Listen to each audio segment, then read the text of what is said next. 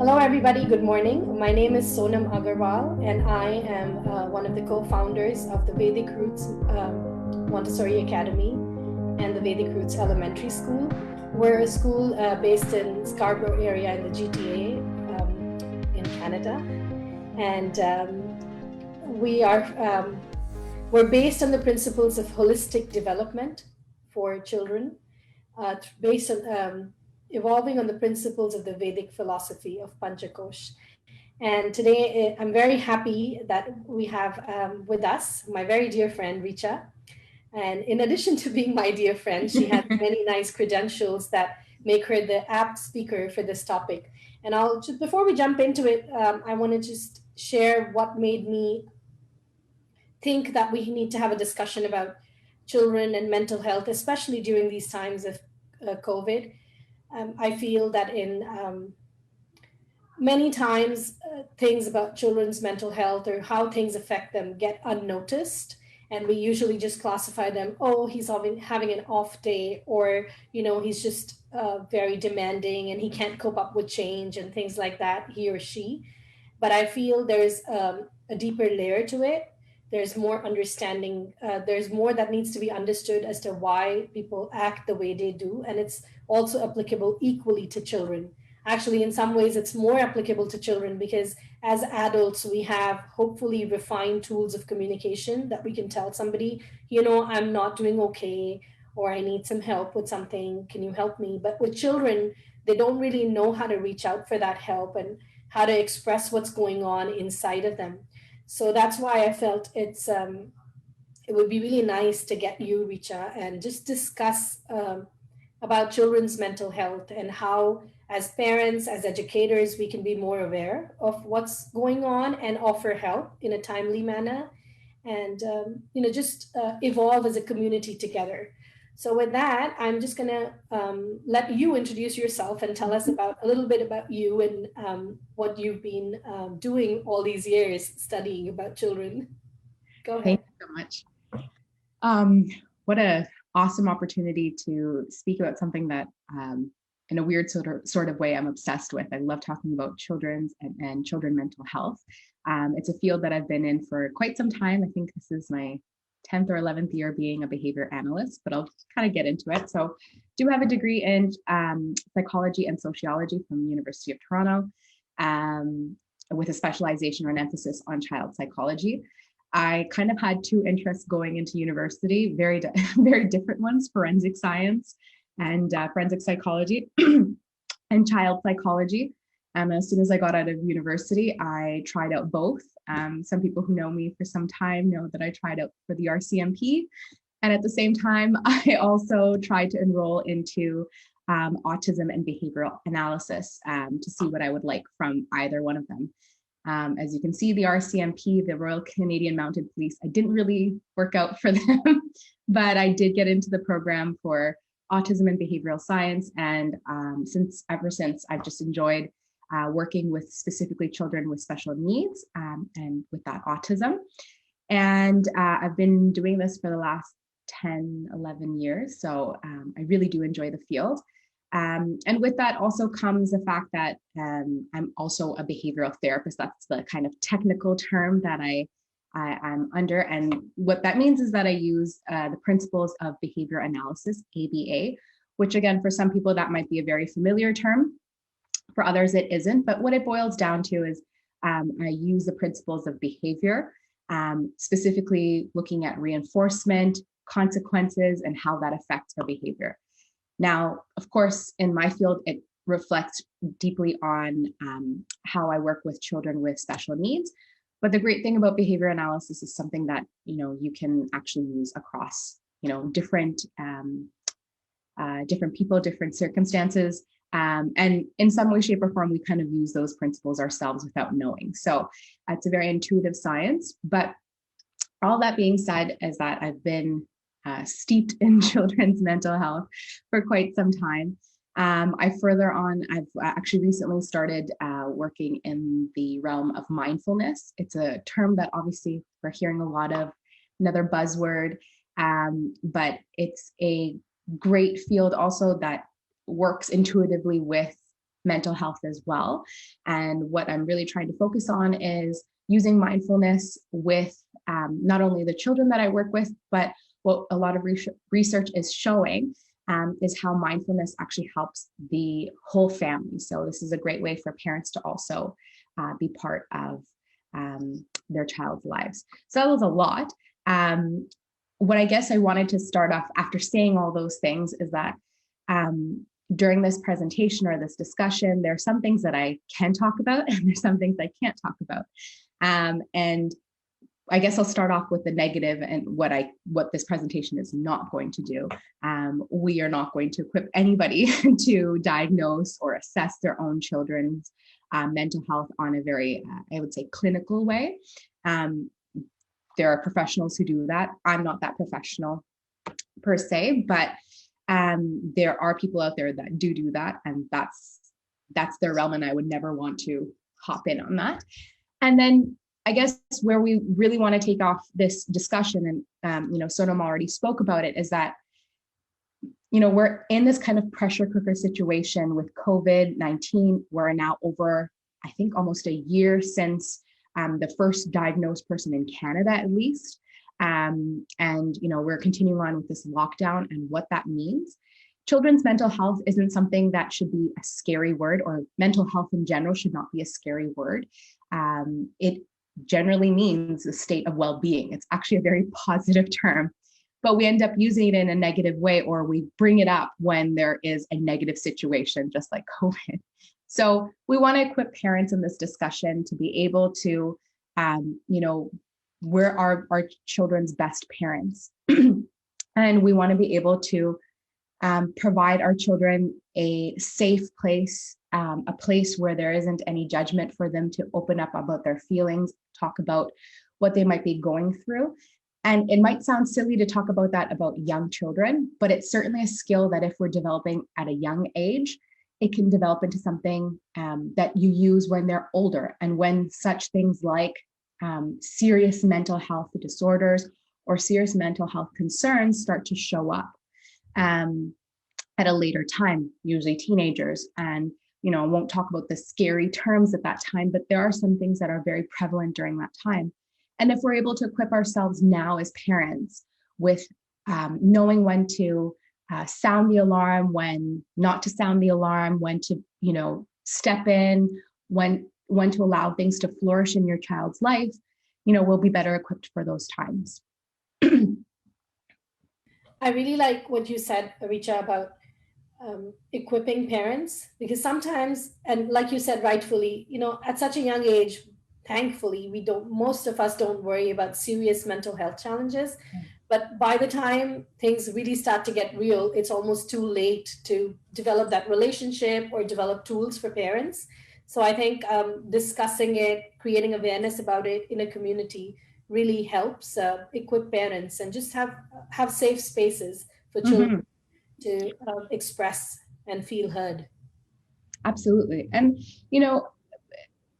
just on this conversation of mental health and kind of the taboos around it, right? We, as I was mentioning earlier, mental health is not supposed to be a scary word. It's a very safe and happy word.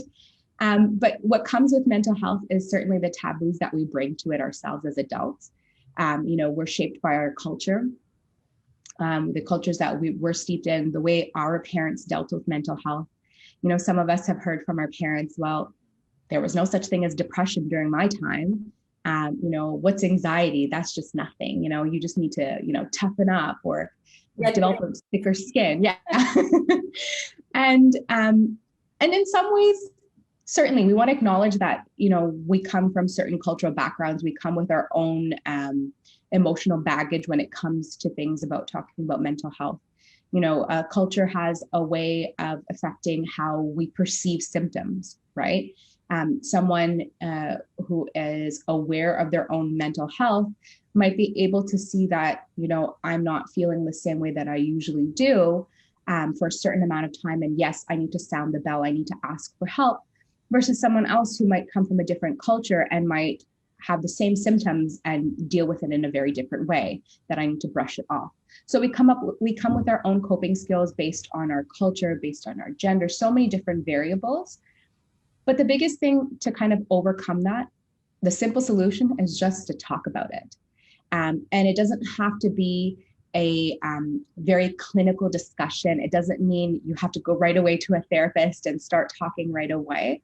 I mean, just opening up and being able to be vulnerable with even those that are closest to you, family members or your dear friends, that really, really helps. And again, I just really hope that we can, and not that one discussion is going to certainly change the world or anything like that, but really want to have more discussions like this and continue this kind of snowball effect of wanting to talk about mental health in a positive manner, in a constructive manner, that will, again, at that time when we do really need to speak about mental health, it's an easier discussion than we anticipated.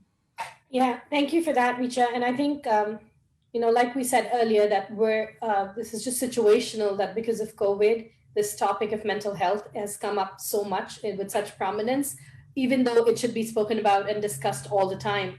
So, which leads me to my next question. Could you, what is your research? Like, is it real? Is COVID really affecting mental health for children, like around Canada? Can you tell us a little bit about it? Yeah, it's interesting.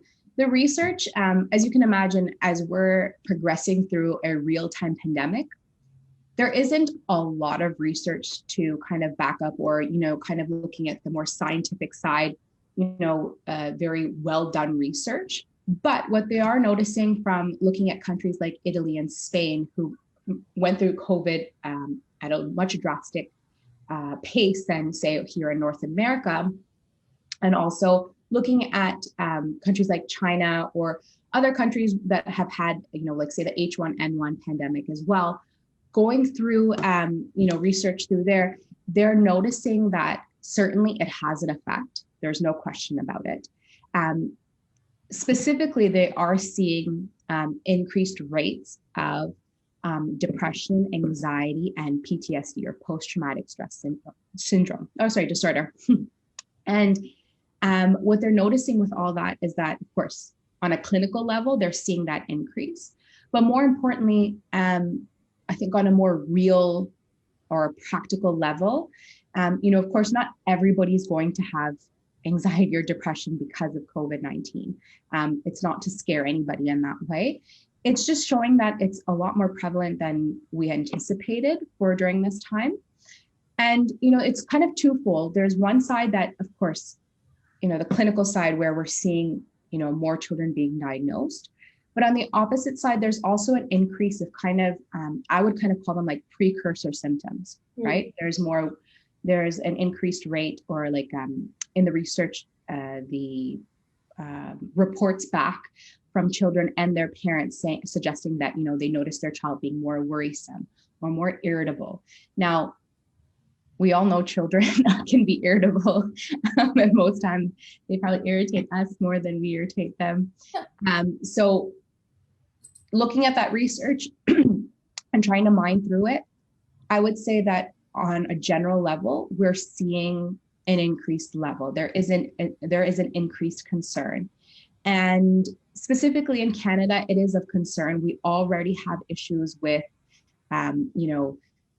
how Canada in general on a governmental level is approaching children's mental health. So we're kind of already at a disadvantage, unfortunately, especially when it comes to socioeconomic status, also based on race as well, which is really unfortunate, that we're seeing even lower levels of children's mental health. So it is of concern. And the crazy part of it all is that, unfortunately, we don't know what the long-term effects are, right? We don't know what the long-term effects of COVID-19 as a disease is going to have on our community, what to speak of it on a mental health level. So it's with trepidation that we're, trying to assess and trying to see what that actually means for the future. But what all the research is trying to say, of course, it does sound scary, but what the research is also trying to say is that let's equip ourselves now, right? Let's not allow to see what's going to actually happen 1 year down the road, what's going to happen when schools do officially open up, and not in like kind of the quasi mode that we're in right now, but when our communities start to open up, we shouldn't wait until that moment. There is pressure on governments to kind of step up and be able to build a policy. And not that I'm a pessimist when it comes to politics, nor do I want to, color this conversation in politics either. But it might be some time before that really kicks in. And I just want to take a moment for anybody who's listening in right now that, just take the moment to realize that, yes, it's serious, but there are things we can do. And maybe Sonam, I can take a moment right now to kind of set the scene, so to speak, as to what's going on during this time for children. Sure, go ahead. And can I just add one question, is that, a lot of these terms, because you clearly are a professional in this field, sometimes people like me, who are just like parents and educators in some way, shape, or form, we don't understand what they mean. For example, depression, anxiety, and PTSD. But when you spoke about the precursor symptoms, they make it more real for us, like, hey, this is something I notice, and this is something that I can tangibly see in my child. So I was wondering also, maybe you're already planning on doing it, if you can touch upon, how do I see it in my children, like in my children or my friends' children or our community? Like what are things or symptoms that tell me that the child is stressed or disturbed or in depression? Certainly. And yeah, I do hope to kind of go through that, because it's, again, you are your child's best parent. I'll say that over many times, but you are really equipped already to be able to assess and analyze your child's behavior before anybody else does. So I certainly will have a chance to do that. I guess what I wanted to do before we kind of get into that point of wanting to really look at practically what does that mean, let's take a look at what COVID-19 means for our children in the first place, right? Yeah. And I think, again, I see it in twofold. One is the actual pandemic, right? Our children are sponges. They realize what's going on even without us talking much about it. And that's probably the scary side of it, because, their minds work in very extremes. They might take some of the reactions that you might be having about COVID-19, the discussions you might be having with your spouse or your significant other, and take that on in a deeper level. So I'll talk about that, and then I'll talk about the other side. But from a superficial level, it might mean, again, children are hearing things from news, from their friends, from online schools when they're having discussions. And a lot of children are coming back with the feeling of despair or hopelessness. It can also come in the form of realizing that, my germs that I normally, my mom and dad talk about washing my hands, is now something that could actually be deadly, or it can affect someone much stronger. And from our side, from an adult perspective, we're able to kind of decipher that and know that, okay, if I, follow the certain guidelines, I can try to prevent, and, I have a plan, so to speak. But for children, that could be a very extreme thought, that my germs can have that effect. So that kind of is a thought process that maybe our older children who are, going to are like school age children might have effects on. But for, for our younger children, I would say maybe like 2 and onwards, their environments are changing, right? We have now parents who might both be at home working from home. We might have parents who are, say, essential workers that are not able to interact with their younger children as they normally do. So a lot of things in their environment are changing, and not necessarily for the good, right? You might also, as parents, unfortunately, some people have lost their jobs. Some people have, had to change their profession. So those things certainly have effects on our younger children. But for older children that might be going to school, and where, again, we might see more of the symptoms or the indicators that they're getting stressed out due to COVID-19. For older children, again, it is a change in their environment. And we can go as far as to say that it's kind of combination of their environments. So whereas, their normal routine was to go to school, that's a separate environment. And then now coming home, I get to relax. Both settings for children that were going to school on a regular basis, these two environments have now mushed up together. And on top of that, that includes the expectations that both environments hold. So, I always think of this example that, a child at home, if they, their regular routine is to clean up their dishes after a meal, you might have that opportunity in both environments, right? If you're at school, you might have to clean up your area where you're having your lunch. And the consequence or what children get at the end might be different in both circumstances, right? At school, you might get a chance to go for free play. You're reinforced, you are rewarded for doing so. At home, I mean, you're not getting a cookie or you're not getting free time every time you clean up your area. So expectations are different. And at the end of the day, home is supposed to be your safe place. Home is supposed to be the fun place. Whereas school, you have a certain level of expectations of how to interact with your teachers, with your friends. At home, you're not supposed to. You're supposed to have fun. The rules are relaxed. So now when these two environments come together in one place, expectations are different. The way you are receiving your reinforcement throughout the day, and reinforcement is not necessarily a physical thing that you get a cookie or something like that, but just the natural occurring reinforcement that you get for doing activities throughout the day. And of course, for kids, it's very much task oriented. It's very different. So now that they're all in one place, the expectations of what I'm supposed to do is from my parent, who in some ways now have become my teacher as well, and my disciplinary, and my lunch provider, and all these things. So it becomes very complicated for an older children, and this is where the I would say the build up or kind of the breakdown starts to happen. Of now I have all these different expectations, and what happens here, and in some sense we're living under this weird bubble. Everything gets magnified in a different way. There's less activity, there's less social experiences. You as a parent, as much fun as you can be, you're not the same as a peer in that sense. And there's less opportunities to learn those social skills as well. So that's a lot. And again, I'll give that moment for all of our parents who are watching in, or well wishers of other children in their communities, to take that moment to kind of let that sink in, because that's a lot for a young child to take in at one time. And what to speak of so many other variables that could be going on that are external, that are also affecting a child's environment. So though there's not enough research, and though there's not a complete picture of what's going to happen in the future, what's important is that, we're able to look at this kind of ecosystem, or look at our own ecosystems, and kind of see what are the variables that are affecting our children.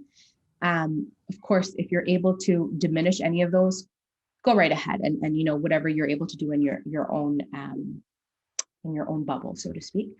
But the more awareness that we have about what's going on in our child's life, it makes it a lot easier to understand some of the weird behaviors that might be popping up right now, as opposed to kind of chalking it up to, like you were saying, Sonam, before, like, this is just a phase, or, it was just an off day. It just equips us just a bit further to go, like, maybe I need to probe this a bit further and see what's going on. So that's just kind of, I would say, overall what could possibly going on for our children. Well, thanks for laying it out like that. I have two kids, as you know, and one of them was affected very much because he was at school, and now he's been home for almost a year now, since March. And just laying it out and seeing it like that really makes me think, like, wow, things have changed for him. And sometimes, because I'm so busy in my own world, like getting my things done and my work done, and getting, the routine together, that I just brush it aside. Like, what is your problem anyway? You have everything. So, but wow, that's really, that was something to just see it out. Like, just imagine the change for them. Yeah. And it's on a very different scale, right? Like things like this type of things, we are equipped as adults, or we hope that we're equipped as adults to be able to navigate, right? Some of us have changes in our career right now because of COVID-19. We might be working from home. We might be, having to switch jobs, or unfortunately, maybe in a situation where you're looking for a new job. But we've built ourselves in such a way that we're able to cope with that. But children, they're not supposed to be equipped at this point to have to deal with. Yeah. And with that comes a lot of confusion and underlying confusion that might be being presented in a different way. So how does it look like, Recha? Like when my child's stressed out? It's interesting. Yeah, it's interesting because, let's kind of go backwards, right? As teenagers, again, may not be able to always express themselves, but we hope that they have the vocabulary to kind of be able to express themselves. And as we get younger and younger, it's pretty obvious that they don't always have that vocabulary. And one thing is to have the words, but to even know that I should be defining my feelings in a certain way, right?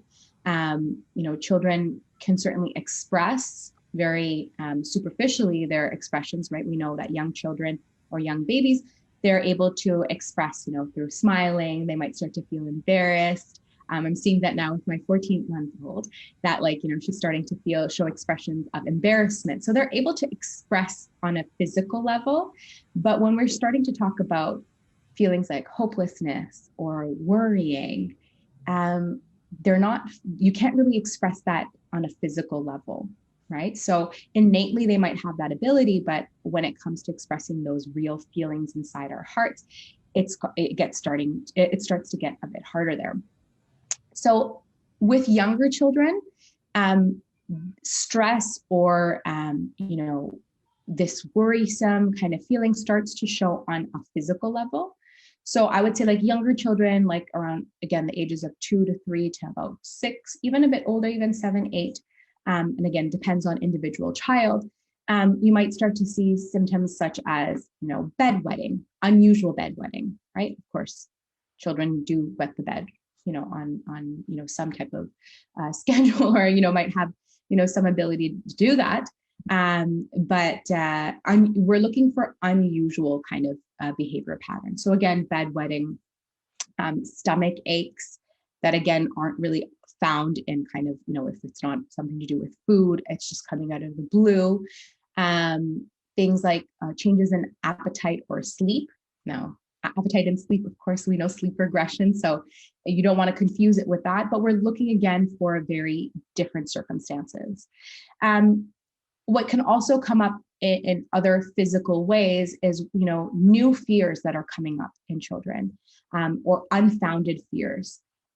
Might be, of course, we're used to our children coming back to us and saying that, they're afraid of the dark, they're afraid of the things that are unknown in their circumstances or in their environment, underneath the bed, and all those. But it can now start to come up in very different ways. Something that they would not have been fearful in the past of has now come up in this new manifestation. We're also seeing fixating on worries. So fixating on unfounded worries that don't go away with logical reasoning with your child. We're seeing resistances to changes in schedule, irritability. Again, these sound such vague things, but extreme disappointment when things get canceled. That's a circumstance that's coming up quite a bit now because there's no certainty as to when this is going to end. And depending on where you live, you might be in a lockdown, you may not be in a lockdown. So when they can hang out with their best friend or go over for a sleepover, no one can tell right now. It can also come up as low energy, lack of excitement towards certain things that they enjoyed in the past. Clinginess, or not being able to separate from their parents on as they normally do, that can also present themselves. Now, going through this kind of list of symptoms, and again, it continues to grow and grow and grow, but what we're looking for is 3 different things. We're looking at persistency. So how long does this last, this duration? So for example, clinginess, is it the normal, I just don't want to be away from my parent, or the fact that, now that if you're if you're working from home and you're around your child more often than they would if they were going to school, there's probably a little bit more like, well, I'm comfortable being around my parent now and I want to be with them. But persistence would be that, yeah, it takes them a lot longer. There's a,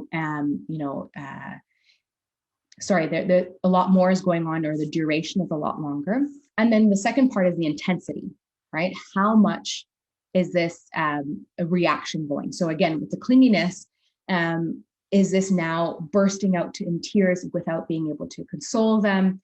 It's 20 minutes, you have to go in anyways and still be there with them. So those are two major things, is persistence and intensity. And the third thing that I certainly like to add into it is that, is this behavior impeding on your child's ability to deal with situations on a day-to-day basis? So if it's coming to a point where they can't move on further in their routine and their schedule for the day because they're still fixating on something, this is of concern. Does that mean that this is a full-blown anxiety or depression or other mental disorder? Not at all. But it's certainly a concerning symptom or concerning situation that you want to start assessing right away. So I'd like to give the example of just to understand this whole impeding on our child's daily life. For example, going to the park is a regular thing that they enjoy. They love playing on the swings and the slides, but over this course of a month, they start to have an unrealistic fear of dogs or an unrealistic fear of cars. I might get hurt by a car. I might get run over by a car. They're too fast for me. I don't want to be near a car. And it starts to impede them even wanting to go into the park in the first place because they're worried that they're going to come across a car or they might come across a dog, whatever their fear ends up being. So a very excitable, very reinforcing, very happy experience of going to the park becomes a very negative experience now. And not because they don't want to go to the park, they want to go to the park, but now they have this new variable, new fear that's stopping them from wanting to go play at the park. And that's of concern because usually, without sounding, kind of crazy, but children are self-serving, right? They want to do things. Their lives they're the center of their lives. We're just living in their situation. So when we look at that type of behavior of a fear taking over, it takes away from the sense that this child wants to do something that's appealing to them, and that this fear has now come in place. So I used a generic, fear here of a dog or cars to kind of illustrate this point. But this might look like, I'm afraid that I might hurt someone if I go to the park with my germs. What if other kids will hurt me with their germs? It might also not have anything to do with COVID. Their fear might not have anything to do with it, but now it might just be a fear of something that seems like it's coming out of left field. So there are varying levels of all of this. And no one's saying that you should now start writing down every symptom that comes to mind. Oh, this one time they had a fear of, I don't know, cheese. I'm just using a silly example, but, they had an unfound fear of cheese. And, this means that they have a mental disorder. I need to get to my pediatrician or my psychologist right away. I need to work on this. The great thing about children is that they're resilient. And that's why they're a great demographic to work with in the first place, because, on a simple level, they're able to forget things that we've told them, and we think that they're affected by certain things when they really aren't. We think that we're really horrible moms or dads, and because we weren't able to do this one thing, but they're really happy with something else. And the research actually does show that there are certain techniques that you can do at home that can actually help alleviate a lot of the stress and actually reverse some of the things that are going on. That doesn't take away from the severity that, of course, if your child is going through a very severe time, of course you can do things at home, but you should be seeking help and support to kind of help you through it. And as I said before, and I'm gonna keep on saying it over and over again, you are your child's best parent. if you feel that something is not on par, something that is doesn't make sense, or you just have your mom's gut, it might not be scientific, but it's shown enough times that it is effective and it is real. A mom or dad's gut or a parent guardian's gut can't be denied in certain circumstances. So if you are feeling that these things that I'm talking about are like what you're seeing on a daily basis, get the help. There's no question about it. Yeah, I think that's where I'll stop there. No, I just wanted to reiterate, you gave a really nice, I mean, you gave a nice list of things that could be precursors or things that we may see as common people that may indicate that there is some kind of a internal challenge going on. Mm-hmm. And but I liked how you kind of qualified by the three things that you said: the persistency, the intensity, and whether or not it's impeding your child's ability to move on with the day. And I think that's a good thing to keep in mind for parents. And the other thing that you've been repeating is how you're your child's best parent. And I really appreciate that too, because every child is really different, every family is different. And for my child, I know for mine, definitely, like, you know, there are certain behaviors that are really reflecting that he's not okay, but it's like it doesn't qualify like that for another person. Like they may read it differently. So I think it's just being in tune with your Exactly. with your child, with your own self. And I find that really, even though that's really not the topic for our discussion today, but I find it really missing in our society today because we're so busy, like rushing, rightfully so. You know, times are like so tight and so unpredictable that we're just like going on without being in tune with ourselves, let alone being in tune with our child. So yeah, I think this kind of magically, if I were to prioritize something for my child's mental health, Mm-hmm. that would be to just take the time to observe and connect with them. You know, maybe you're gonna say all of that in a minute, but I'm just It's good. It makes the whole presentation seem very seamless. But yes, I absolutely. just feel like because you're saying it so much, you know, all of it is about observing, about being able to talk, being able to understand that it isn't something that somebody else from outside is going to come and fix for you. It's something that we as parents need to develop ourselves into, you know, like on call therapists or. Absolutely. And it also goes to, like, I think you were kind of touching upon it, is that, and I do want to address it later on, is that our mental health has a very direct effect on our children's mental health. And research is showing that too, that children whose, when they were addressing both parents and children, parents who marked themselves lower on a scale of mental health were correlated to their children's mental health.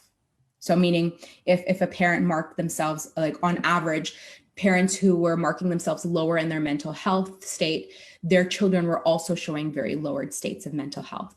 And so I find that mental health, or talking about these things, it's not just equipping. Of course, we're in a role as a parent. We have, direct responsibility to our children to kind of be able to be in tune.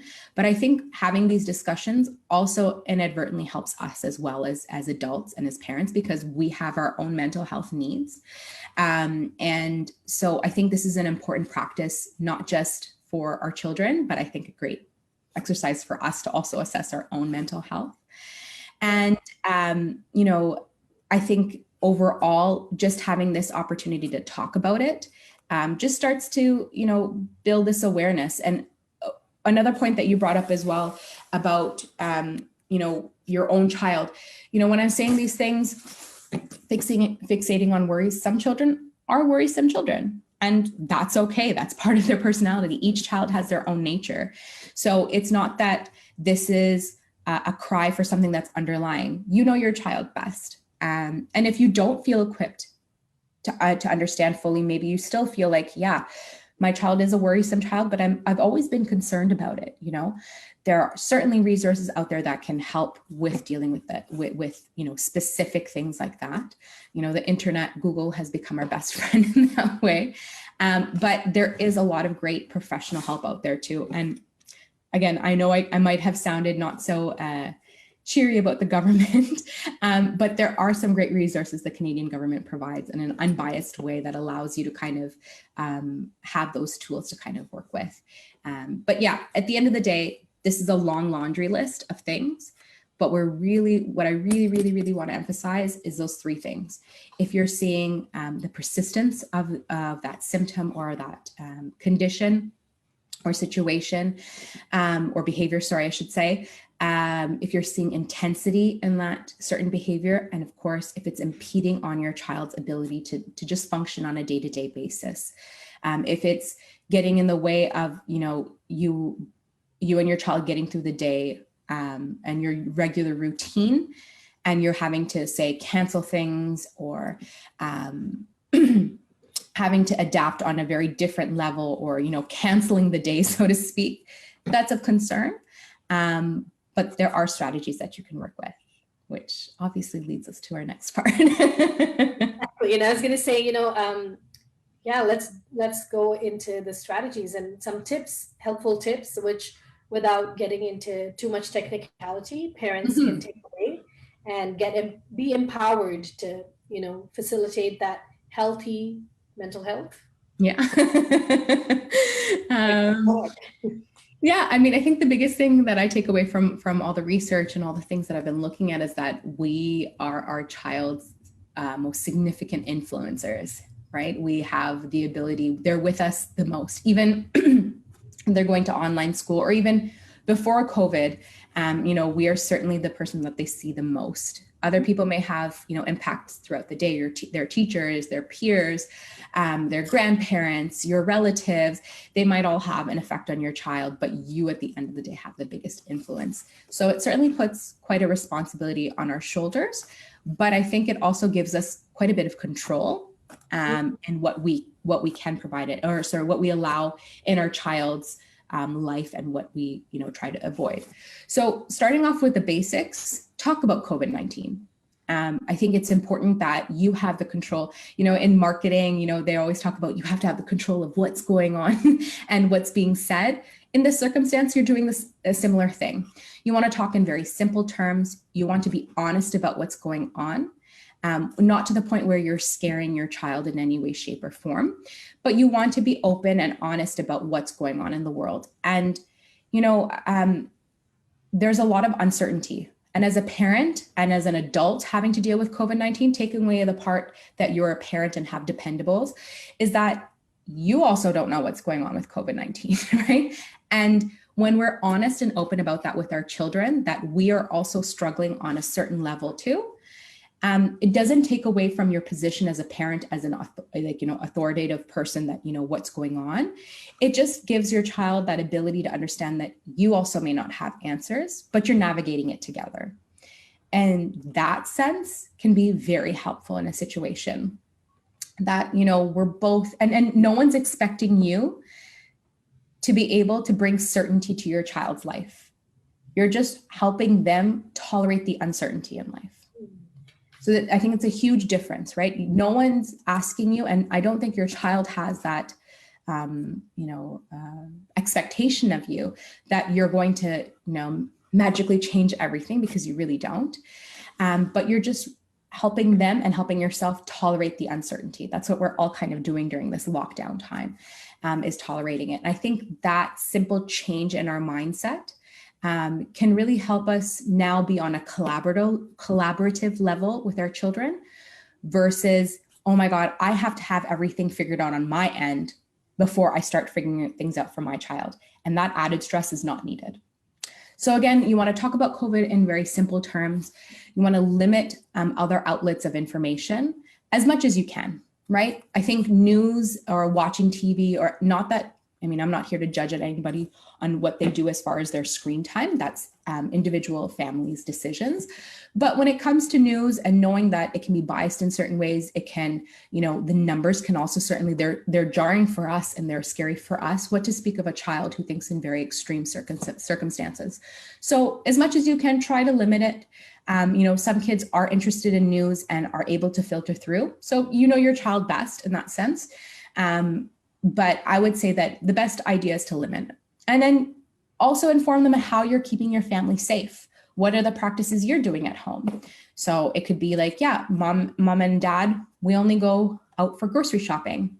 Or, you know, if we go see our grandparents, we make sure that we wash our hands beforehand and we're waiting 14 days before we see them again.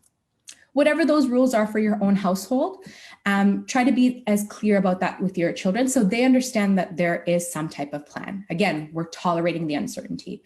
We're tolerating what we have. We're, you know, making lemonade out of the lemons that we're given. So this is how we're doing it. And then I guess the strategies, I kind of kept them to like about 5 of them. There are several other, you know, strategies that you can use, but I thought that these were the most effective. So first and foremost, keeping flexible routines, not schedules. I think it's a huge thing. We talk a lot about having routines and schedules for our children, and I think of them as 2 different, I mean, sometimes we use them interchangeably, but I think they're very 2 different concepts. Schedules is more time driven, that, you know, things have to be done at a certain time. Routines are just things that we need to get through the day. It follows more like general or more natural forms of time. Like, you know, you like brush your teeth. Sorry? Like a sequence? Yes, like a sequence. Like you brush your teeth in the morning and then you have breakfast. If that means that they slept in until 10 a.m., you know, that's okay because the routine is still going to be that as soon as you wake up, you brush your teeth. So that's sequence of things. And what we're noticing and what we see on a regular basis that, of course, patterns and routines certainly help children with predictability. That's what we're trying to instill, is predictability. But we don't want it to become a new form or a new place to kind of worry, right? Or fixate upon. That I was not, you know, 10 a.m. is when we're supposed to do this, we have to do this, and there's no other way about it. We want to remove that and just focus more on the sequence or the routine of what we're doing through that day. Provides the predictability without the ability to fixate unnecessarily. So I think that's a real simple way that you can start off your day or your, you know, one thing, again, what I said before, it helps us inadvertently too, right? We have a routine that we're following. It makes it a lot easier for yourself to kind of know, okay, this is what we're doing next. This is what we, you know, have established with our children. And throughout these strategies, you know, collaborate as much with your children as possible, right? Make that schedule together. The routine together. And have them also be a part of it. It provides them a sense of control or a sense of I'm part of this and no one's, you know, pushing these routines on me. And then the next strategy that I kind of deemed as expression, and I kind of included a lot of things in here, is that, you know, at school, there's an opportunity when children are going to school, there's so many different opportunities of expressing oneself, right? We also do that too with our hobbies, any side, you know, businesses that we might be doing alongside our other interests, you know, that we need time to express ourselves. We need time to have a release, and being at home and not with our peers, with our regular environments at school can have, you know, a severe effect on that.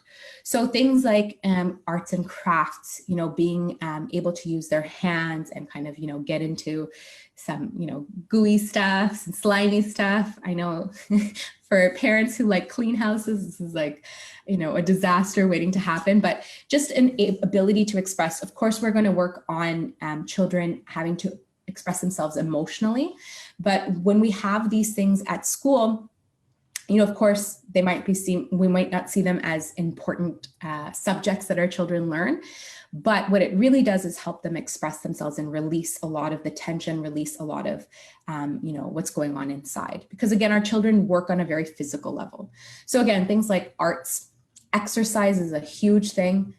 Living in Canada and during the winter months, it may not be the most, you know, applicable thing or most easiest thing to do during this time.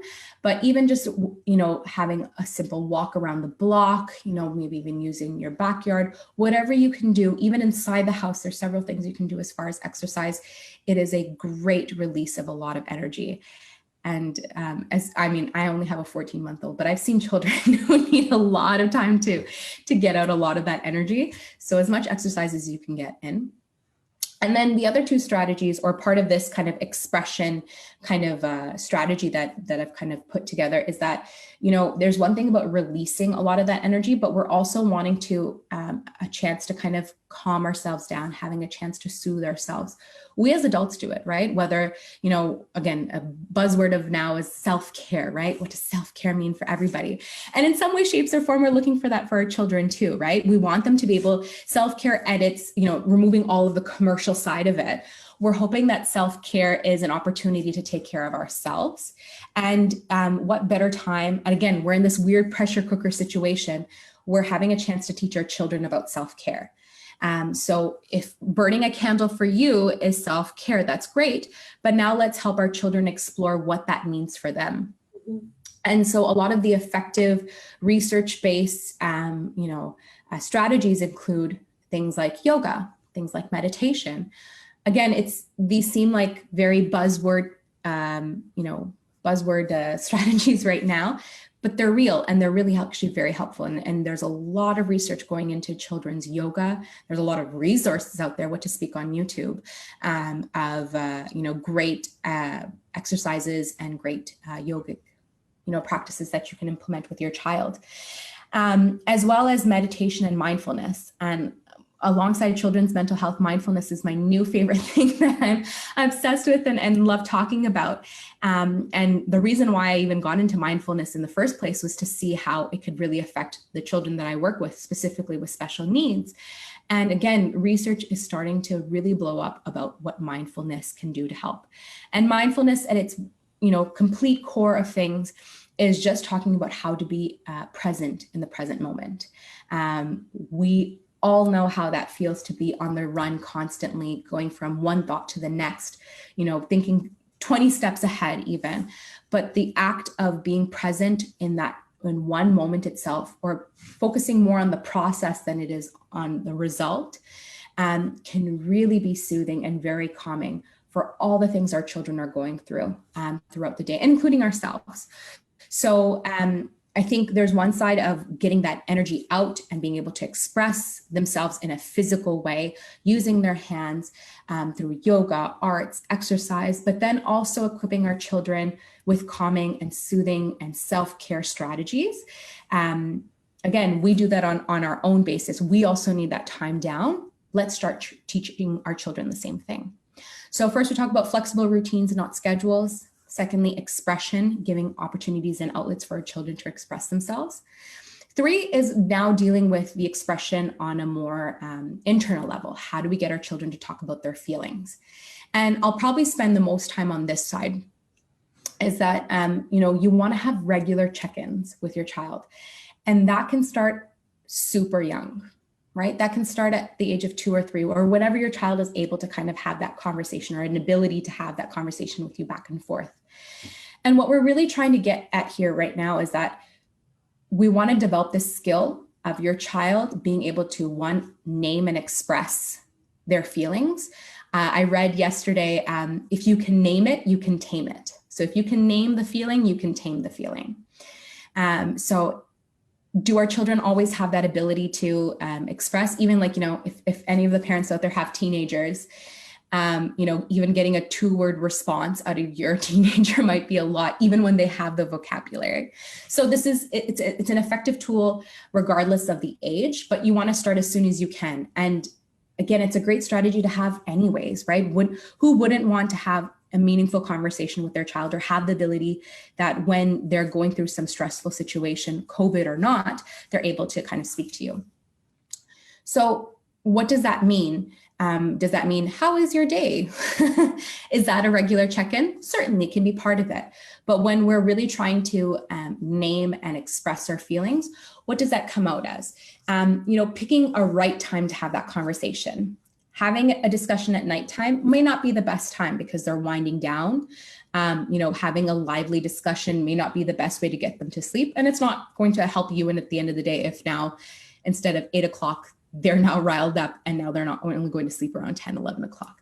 So you want to pick a time when, they're certainly calm. They're doing an activity maybe that's, a very low impact activity. or even just a time like around dinner. That might be also another great time to have a regular scheduled check-in for the day. And you want to keep your questions open-ended, but also specific. So what that could look like is asking, what was one fun thing you did today? Right? It's open-ended. It gives the opportunity for the child to kind of open up about what they did during the day.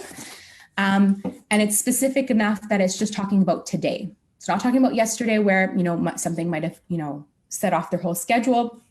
They were really upset yesterday. This is just a time to talk about what was one fun thing that happened today. It could be, what are you looking forward to tomorrow? Again, open-ended, but specific.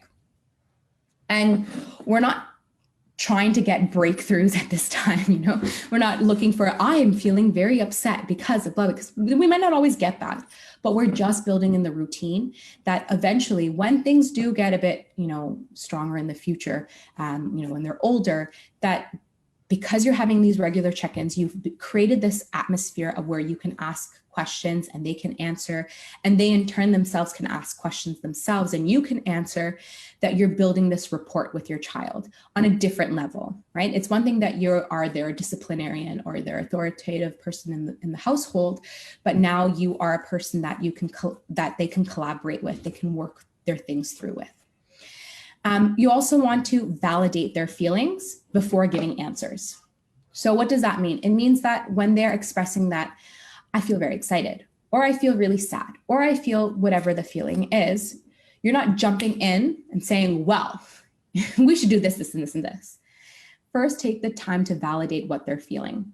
It could even be something as simple as, yeah, I feel that same way when I'm put in that situation. Or, your cousin mentioned that too, who's of similar age or something, that you want to give them the opportunity to understand that what they're feeling is totally fine without judgment. And then you can step in with, let's brainstorm together, right? Let's figure out a way together to kind of establish this.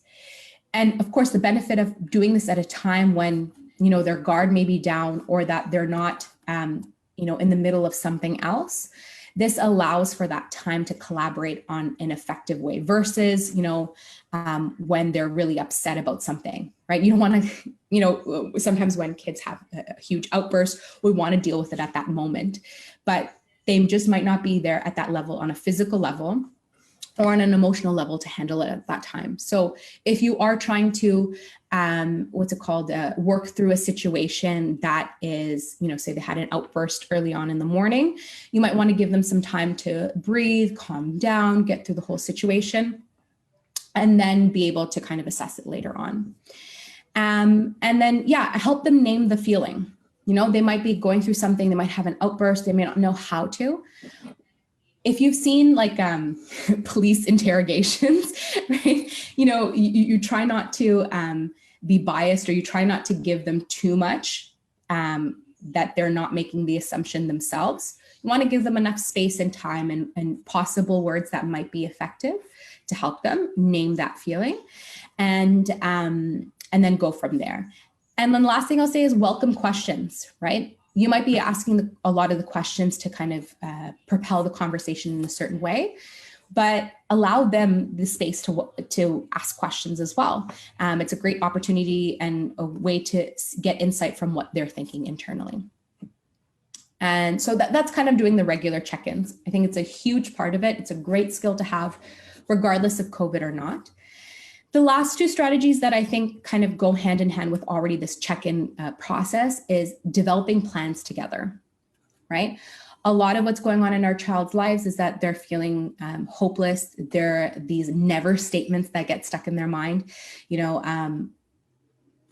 they ask, can we go outside for, an X amount of time? And you say, well, it's cold outside.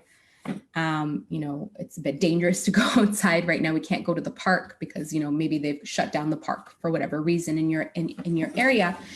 It can start to seep in that I am never going to be able to go to the park. I am never going to be able to do this.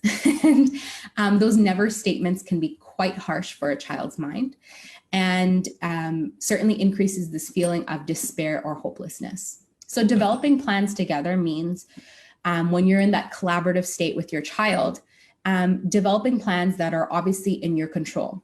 So the instance of a picnic, going out for a picnic or going outside to the park, you know, we're not able to go out today for whatever reason. And, you know, you can explain that as honestly and openly as you can. But why not have a picnic inside? Let's have a tea party inside the house. Why don't we set up a picnic, you know, blanket on the floor? We'll open up the space. And we'll invite all your stuffed animals, or we'll invite your friend virtually to join us, or we'll make a special snack and you can help mom and dad make it. So there's all these different strategies. Now, that doesn't mean you go overbound and, you know, you go to Michael's and buy all the party supplies that you can find, and now it's adding more stress to you.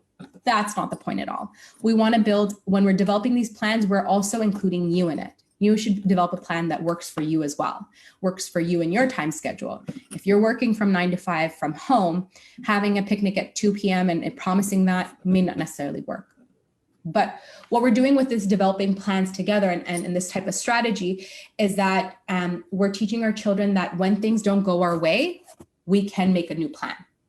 And regardless of COVID, that's a great skill to have. We need to teach your children that, you know, that uncertainty does come.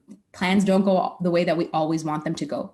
So how do we assess that? How do we work through that? We come up with different plans. Is it what we wanted in the beginning? No. Can it be just as fun? Yes. So we're trying to develop those plans together. And again, the sense of predictability and control is really important for children. So when they're part of the plan as well, whether it's making a snack or they're making, you know, little invitations as a craft on the side, you know, that's allowing them to be part of it and they feel some sense of control. And then lastly, one of the biggest points, and I kind of touched with both Sonam and I touched upon it earlier, was managing your own mental health. You cannot give from an empty vessel, right? If you are not in a place where you feel mentally sound, it's really hard to provide that for your children. So as parents, we are typical and we're great at putting everybody else's concerns before our own. But COVID-19 is also having an effect on our mental health. And, you know, there's enough research about that as well. So please make sure and take care of your own mental health. And what that also does is that, as I was saying earlier, we are our children's biggest influencers. And the best way we can influence them is by modeling our own behavior. So if you are put in a situation where you're getting upset and you are showing that you take, you know, 3 deep breaths, or you count to 10, and you're dealing with your mental health or your situations with a mindful, you know, perspective, right? Or you're showing how you are, you know, when you're dealt with a situation that's changed on you and you're adapting. These are great opportunities to model good behavior to your children, good strategies to your children. So please, it goes without saying that you have to make sure that your own mental health is at a level that can help sustain and provide for your children as well. So those are kind of the 5 strategies that kind of boil down. I'll kind of go through them again. First, focusing more on flexible schedules versus routines. Providing opportunities for your child to express themselves on a physical level, and also teaching them calming strategies, whether that's breathing, yoga, meditation, whatever they're interested in. Try to kind of use those, their own interests to kind of propel you in a certain direction. 3, to have regular check-ins with your child to help them name and eventually tame those feelings. 4, to develop plans together with your child to, again, provide them a sense of control and the opportunity to realize that when things don't go our way, we can adapt. And lastly, managing your own mental health. Being able to take care of yourself and then model those good behaviors and good strategies to your children is an extra bonus, and also provides an opportunity to talk about it, right? You can bring it up that, you know, mom was really upset. You know, if a child explains that they're feeling really upset about a situation, you can say, yeah, I felt really upset at this time. What helped me was taking 3 breaths. Do you think that would help you in that situation? And kind of going from there. So that was a lot of talking on my behalf and a lot of strategies and all encapsulated in those things, those 5 things. But more importantly is that, I'll say it like for the 6th, 7th time, you are your child's best parent, right? There's no one out there that's better than you for your child. You know your child best, you know how to advocate for them in the best way possible, and you know how to get help for them when needed. And it's one thing to ask for help, but to accept that help as well. It's really important. And I have a few final messages, but I'll stop there and, maybe get a chance to kind of hear from you, Sonam, as well as what you're experiencing. Have these strategies worked for you or for your children at VRMA? That was really very nicely done. I made notes. I wrote down stuff that you suggested, and I think it's really powerful. And, like you said, it's not, like we were discussing, it's not something that you have to go and get from outside.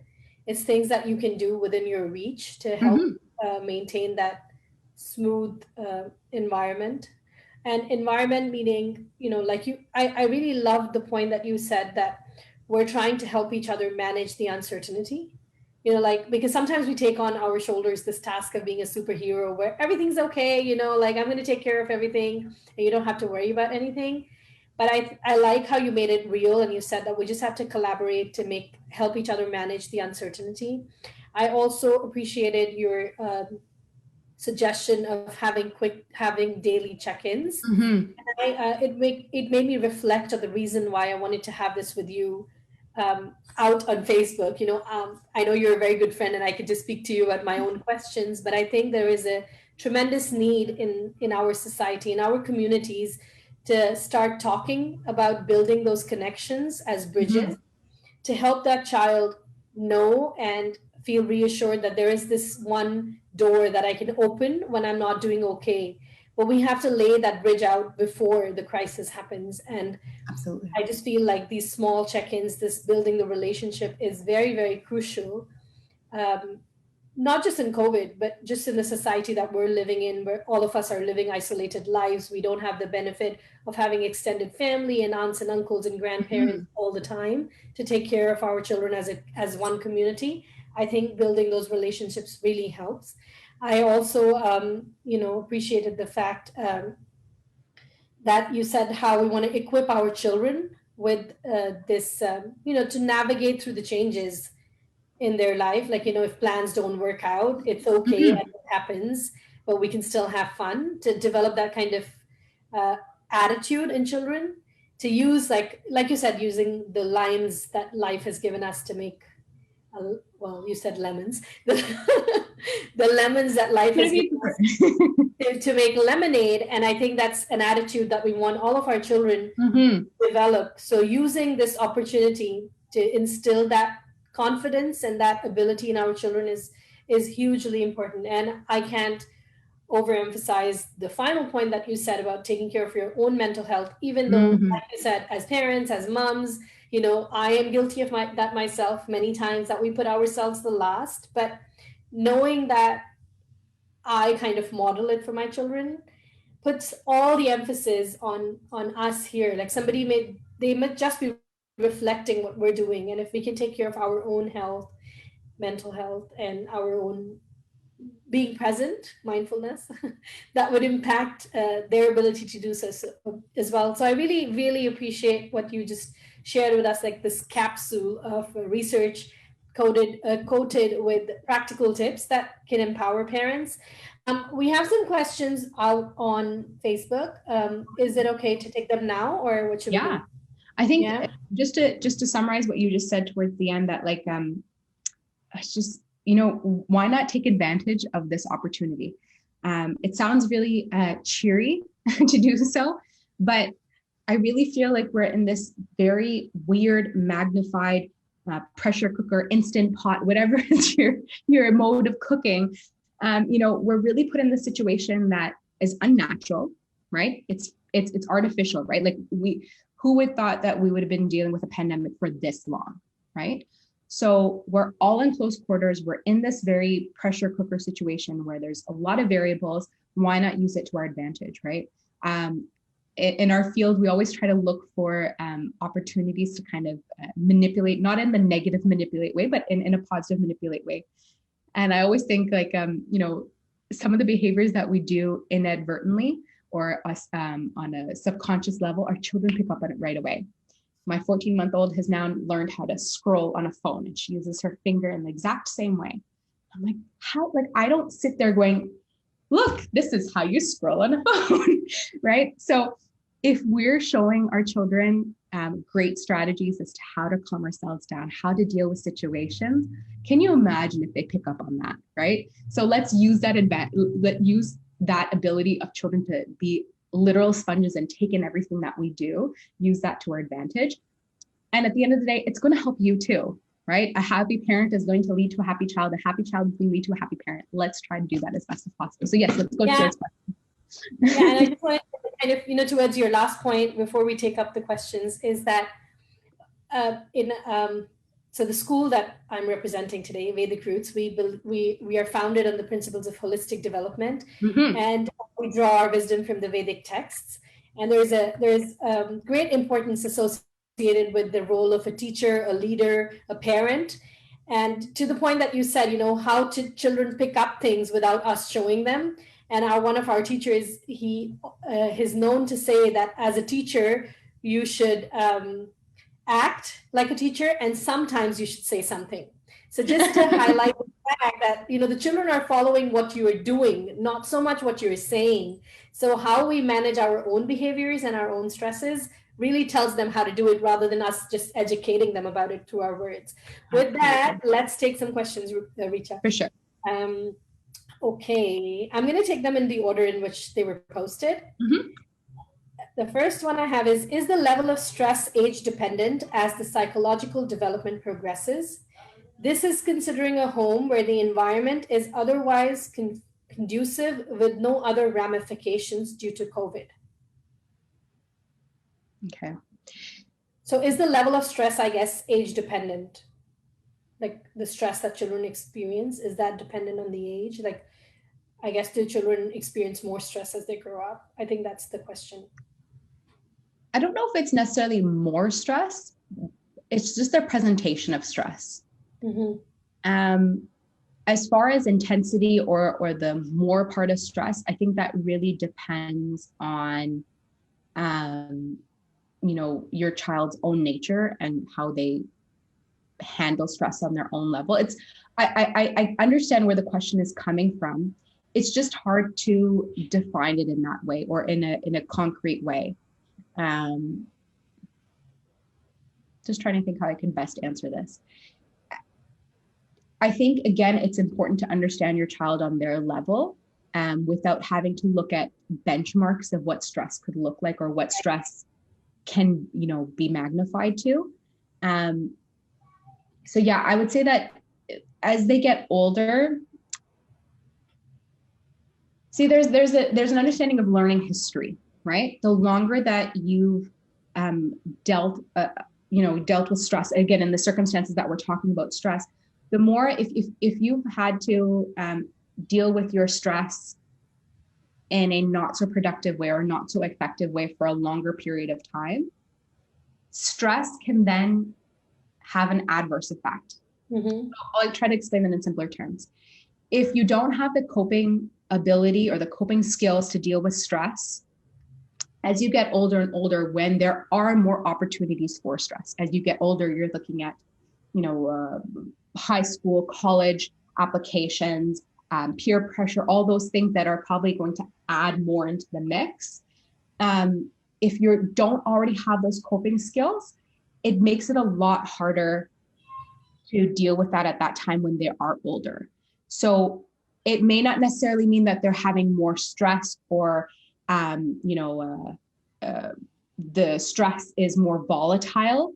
It's just that if they don't have those coping skills already, it might seem like that it's more intense than it actually is. Right. So if you're, as a young child, if you already have those coping skills, as you get older, of course, you're going to adapt to the situations you're in. But as more stressors or different types of stressors come in, you're able to handle it a bit more effectively. I hope that kind of helps to understand that situation. I guess they can message back on Facebook if they have further questions. I just also want to echo the point that you earlier said, because you know your child. So comparing in this situation, comparing their stress levels to what you would normally see would be a better benchmark than trying to compare their developmental, because Fair enough. even with other things like their academic stuff and education, like it's hard to set benchmarks and compare them because each child has their own journey. So for something that's so subtle like mental health, Mm-hmm. that it would be very hard to compare with external benchmarks. Yeah. Absolutely. Well, she responded, she said, thanks, that answers my questions. Thank I'm you. glad. Thank you. Okay. How do we help children who are growing as a teenager during the pandemic? How do we identify the symptoms? Maybe you covered a lot of it, but you can and this question came in before that, so maybe you can just summarize. Yeah, I think the same kind of symptoms that we were talking about, they certainly apply because they're generic enough in that sense that they apply. The irritability, the worrisome. Again, you're going to see a bigger presentation of it, or you're going to see a huge lack of it, right? As they get older and different stressors come in their life, it becomes harder to decipher on their level, especially if they don't have those skills already, right? So again, going back to that point of knowing your child on an individual basis, are they a child that normally, expresses themselves in articulate ways? No. Okay, this is a time to really start digging in and, starting afresh and trying to see where you can kind of help them. I think with teenagers, again, I don't have a lot of experience with teenagers. I have more of my experiences with school age children, like up to the ages of like 12, 13. So please take what I'm saying with a grain of salt. But I think with when children, as they get older, they certainly might have the vocabulary to say what they need to say. But what I think as parents, our role is in that situation or at that age group is to be in a sense of helping. Even just saying like, look, I'm here to help. I'm not here to solve everything because it's not possible for me to do that. That's an unrealistic expectation, but I'm here to help. Mm-hmm. And I think that mindset, though it's going to take a lot longer to instill, because once they get to teenager levels, independence is crucial for them in that age. But if you're just there to say like, look, I'm here to help. I'm not here to intrude. I'm not here to tell you what to do. But if you are feeling something and you need help with it, please, you need to open up. The scarier side, or like, I guess the more intense side of teenager, age group is that, certain, self-harm, those kind of things become a lot more serious. And as, a psychologist or a practitioner of psychology or whatever, I think it's important to say, and I think we should say this more often, is that if you are hearing things about self-harm, you need to ring the bell. I know that this isn't necessarily what the parent was hoping for, or maybe this question was more on a generic level, but I think it's still important to say something like that in this, concern or this, opportunity to talk about mental health, it means sometimes talking about the scarier side and the more real life, implications of not so great mental health can have on our children and our teenagers. So in the context of a teenager, I think it's really important to look out for such signs like that. Again, it seems really intense that I'm saying that, and it's kind of taken our conversation a bit in a different way, but it's important to talk about that and be open to it and know that that's a possibility. Yeah, I think it's important to be real in our conversations because and it kind of alludes to the point that we had discussed earlier, that in some cultures, there's not so much open discussion about all of this stuff. And I feel, given the society that we're living in, like the current times, it's important that we start talking about real things. And like you said, maybe the parent intended to just ask a general question about symptoms, but we've used that opportunity to bring about this very important point. So if with that, can I move on to the next one? Because there are questions coming in so quick. So what are a couple of ways to let your little 1 to 4-year-old know that we as parents acknowledge how they feel, especially when they're stressed out, when there's a tantrum, etc.? I give them hugs, but they just want the cell phone. Oh, and again, it's nice to hear these things because I know that that's what's going to happen in the future. um, yeah, I think when it comes to acknowledging feelings, especially for that age group that you're talking about, 1 to 4, I think visuals certainly help out a lot. Some parents actually implement like, I know I saw that recently at a hospital. They have like a pain scale, and it's like, different smiley faces with like, really sad face or really happy face. I think visuals have a great, I use it in my field all the time. And I think it's a great way to acknowledge and, gives our children a concrete, tangible way to go like, yeah, that's how I feel. It helps them in the future too. So visuals is a great opportunity to use that. And of course, don't use your phone if that's what you're trying to get them to avoid. And then, a lot of what we go through is reflected in our children, right? So if, we talk a lot as adults, we talk about love languages, right? We talk about, I'm not going into like, obviously the specifics of love languages, but, we all have our own ways of coping, right? Some people prefer physical touch. Others prefer, words of affirmation. Yes, I hear you. So it might mean a bit of trial and error and seeing what works best for your child. Like you said, maybe, it's for them, it might not be a physical touch thing that like, here's a hug and they don't really want a hug. I want your phone. I want something that's more reinforcing, or not more reinforcing, but just, more active that way.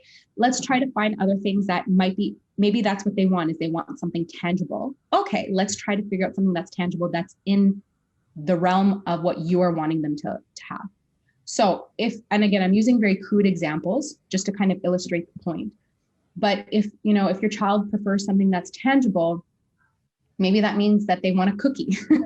I'm not saying that that's what you should, or some time with them. Like it happens with my children, like they want to play, that's their, like, exactly. That's what they want at that time. Yeah.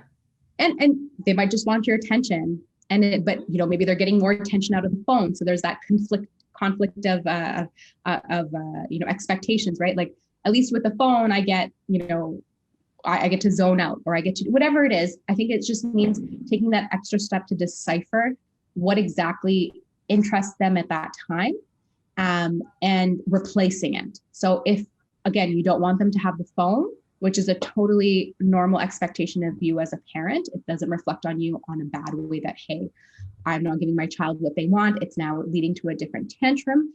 Trying to find something else that works as effectively.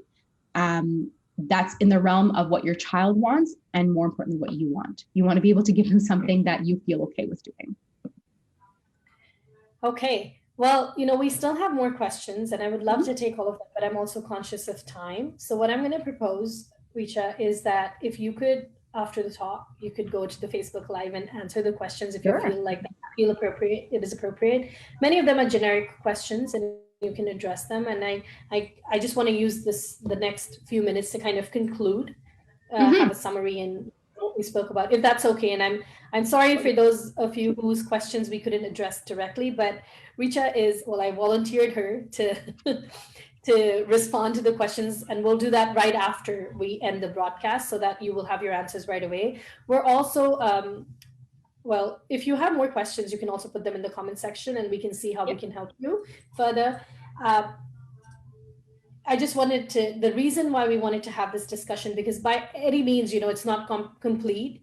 There's so much that every word and every strategy can be expanded into. There is actually no limit. We could probably have like 10 more sessions and still have more questions, which is a great thing, because what I wanted to achieve out of this session really is to create that awareness, and that, there is such a thing as mental health in children, and that there is, it's important for parents to recognize it and to try to understand things from their perspective, how they're experiencing things. The world around us is very different today than it was last year, and we don't know how long it's going to be different for. And while it's a really sad and tough situation in many ways, we want to use this opportunity to see what can be made out of it. many families are probably experiencing more family time than they have ever experienced before, because everybody's forced to be together. Or Mhm. it's more stressful than it has ever been before because of all the uncertainty. But if we try to use that situation as a teachable moment to identify and develop life skills that would help our children, so that they can, look back and say, hey, I was there when the pandemic hit, and you know what, we learned this and this from the pandemic, and it was a rewarding experience. So kind of instilling that faith, and that was the first primary purpose of doing this. And then also to learn some practical tips, which I think, Richa, you did an amazing job in summarizing some of the very powerful strategies, and sharing them in very simple words, because sometimes this jargon of mental health gets too much, and it's like, what, like, just feel good at the end of it. So I really appreciate that you broke it down so much for all of us to understand and appreciate. I just want to check in and see if you have any final words before I conclude. Yeah, I think at the end of the day, we want parents to be feeling comfortable enough to navigate through this with their child or their children. And it shouldn't be a scary journey, right? It should be a fun and enthusiastic and invigorating exercise to kind of do this with your child. What greater thing to push us through to bond with our children a bit better, right? That's what we want. We want to have healthy children at the end of the day, both mentally and physically. And you as parents, and I mean us as parents, we strive to make sure our children are fed, they're clothed well. We do everything in our powers to do so. And now being put in the situation where we're now having to take care of their mental health, it's only going to strengthen that bond that you have with your child.